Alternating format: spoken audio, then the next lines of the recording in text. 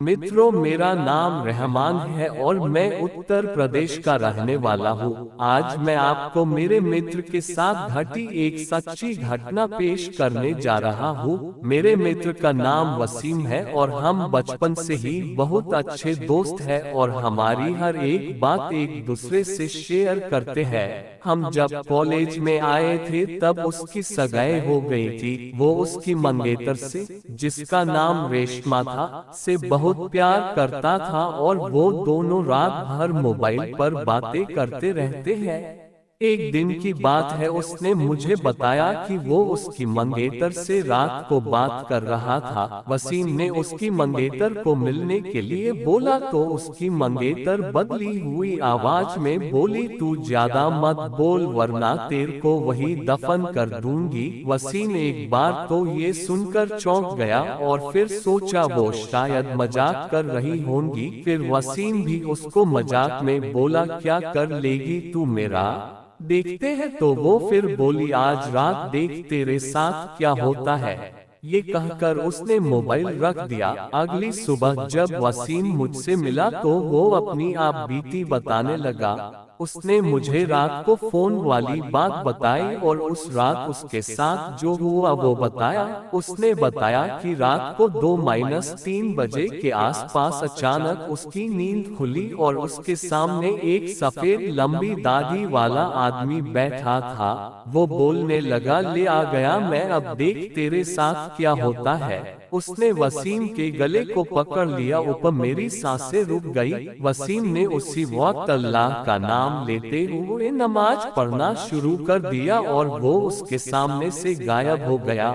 मुझे उसकी बात सुनकर बड़ा अचंभा हुआ कि ऐसे कैसे हो सकता है। उसके अगले दिन वसीम ने फिर अपनी मंगेतर से मोबाइल पर बात की और बोला, कल रात तुम मुझे क्या अनाप शनाप बोल रही थी। उसकी मंगेतर ने कहा, ऐसा कैसे हो सकता है जबकि कल तो मैंने फोन ही नहीं किया था। ये सुनकर वसीम के रोंगटे खड़े हो गए और उसने तुरंत फोन काट दिया। उसी वक्त वसीम ने मुझे फोन किया कि उसकी मंगेतर की तबीयत खराब है और कल उसके घर पर चलना है। अगले दिन हम दोनों तैयार होकर वसीम की मंगेतर के घर गए। वहां हमने दरवाजा खटखटाया तो उसकी मंगेतर सामने खड़ी थी और बदली हुई आदमी की आवाज में बोली, तू फिर आ गया ना। तूने अगर अंदर कदम रखा तो यहीं पर तेरा जनाजा निकाल दूंगा।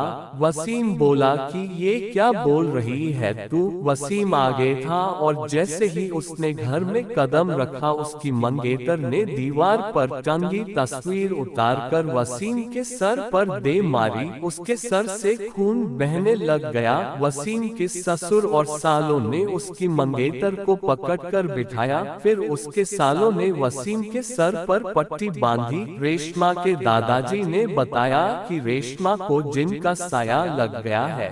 इस पर वसीम के ससुर ने उन्हें अपना मुंह बंद रखने को कहा। थोड़ी देर रुककर हम वहां से सीधे अस्पताल जाकर धन से पट्टी करवाई। उसके अगले ही दिन मुझे वसीम का फोन आया कि रेशमा की तबीयत बहुत खराब है और वो अस्पताल में भर्ती है। वसीम ने बाइक निकाली और हम दोनों जल्दी अस्पताल पहुँचे। वहां पर पहुँचते ही हमने डॉक्टर से रेशमा की हालत पूछी तो उसने बताया कि उसकी हालत बहुत नाजुक है, कोई असली बीमारी का पता नहीं चल पा रहा है और उसके घर वालों को डॉक्टर ने रेशमा को घर ले जाने को कहा। सभी हैरान थे कि ऐसी क्या बीमारी है जिसका इलाज डॉक्टर के पास भी नहीं है। फिर उसके घर वाले रेशमा को घर ले आए। रेशमा ने वसीम को बुलाया और कहा कि मैं अब ज्यादा दिन जिंदा नहीं रह पाऊंगी और तुम किसी अच्छी लड़की से शादी कर लेना। ये सुनकर वसीम की आंखों में आंसू आ गए और बोलने लगा कि मैं तुम्हें मरने नहीं दूंगा। फिर रेशमा के दादाजी ने उसको पास ही के पीर बाबा के पास ले जाने को कहा। हम उसको पीर बाबा के पास ले गए और पीर बाबा ने बताया